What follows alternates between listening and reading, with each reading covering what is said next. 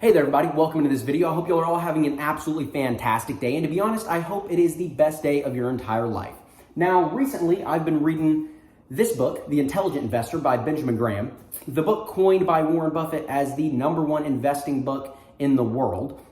And I wanted to share 3 strategies that Mr. Graham recommends in this book for enterprising or long-term strategic investors to beat the returns of an index. In part, I've discussed maybe 1 or 2 of these things in previous videos of mine, but I didn't quite articulate them or put them as directly or concise as Mr. Graham did in this book, so I wanted to share them again here, and let's get into it. So the first one is, buy great, strong companies with a moat whenever they're beaten down due to temporary market uncertainty or fear around the company's performance in the shorter term.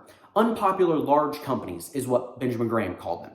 Now, he did say one caveat here was to stay away from cyclical businesses. And he said one way you could weed these companies out is by requiring your investments to have a price that is low in relation to its earnings over the previous 5 years.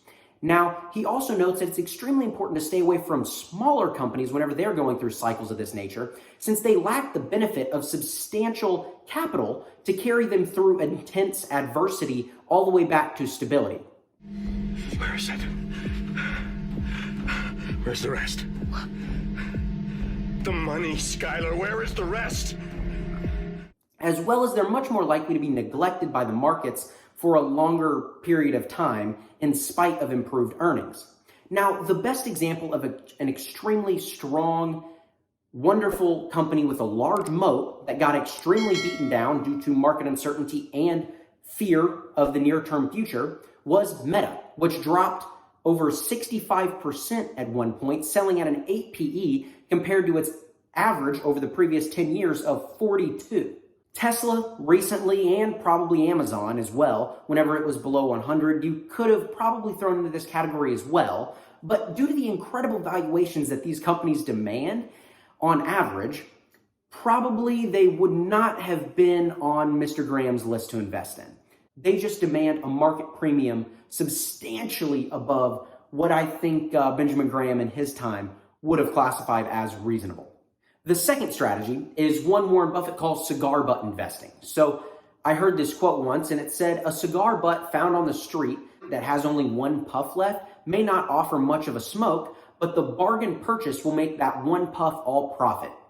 Basically, just ensuring that the companies you buy them when they're selling at a bargain. So buy companies worth considerably more than they are selling for. Mr. Graham notes that an investment is not a true bargain unless it's selling for less than 50% of its indicated value or intrinsic value. And he took this even further by mainly purchasing companies selling below their liquidation cost or tangible book value. Honestly, though, none of the companies that I'm currently invested in fall into this category. Now, maybe it's because the market's risen quite a bit recently, but most of them at least sell at some sort of market premium. So the main reason for that is I choose to buy, similar to Warren Buffett, companies that are leading their industry. And they tend to demand a little bit of a higher premium over their tangible book value due to their future potential growth. Sorry for that little tangent, back to Mr. Graham. So he says that bargains can be discovered by estimating a company's future earnings, then multiplying that by a price multiple that seems reasonable for that business or that industry. Now, a good starting point is just to look for companies that have fallen a ton from their highs. Then from there, I'd start looking to see how many of these companies are selling relatively close to their tangible book value or hopefully below, even though that's relatively hard to find. So any market cap above that level is what is called market premium. So if it's low, there's a high likelihood that you may have found an interesting prospect to research further. Now, I'd like to point out here that Graham made purchases in his day of businesses that were selling with a negative premium, and for the most part, his strategy for bargain issues, which is what he calls this strategy, is to buy as many businesses as possible selling at 2/3 or less than their tangible book value. Although times have somewhat changed and so have the opportunities. So opportunities of this type are much harder to come by, although Warren Buffett has altered his strategy throughout his career by saying it's far better to buy a wonderful company at a fair price than a fair company at a wonderful price. Now, if you distill that out, what I believe he means is nowadays, often better returns can be made by buying quality companies selling at low premiums compared to buying decrepit companies selling at a deep discount, which are simultaneously quite difficult to come across and arguably more risky, just due to the likely lower quality of those businesses and the public opinion of businesses of that sort. Graham notes that there are two major sources of undervaluation: currently disappointing results, or protracted neglect or unpopularity. But more is required than just seeing mere earnings and price declines. Businesses must indicate at least reasonable earnings stability over the prior decade or some long period of time prior to base your investment thesis on, and not have anything substantially that is affecting the fundamental earnings capability of the business over the next 10 years, such as a taxation change or other governmental decisions that could damage the company's ability to make future profits, or something like an unrecoverable decision by management, like in the case of Theranos. The company was not what it seemed. Or a market shift, like in the case of Blockbuster. They were not where the trend was. And be of substantial size and financial strength to meet possible setbacks.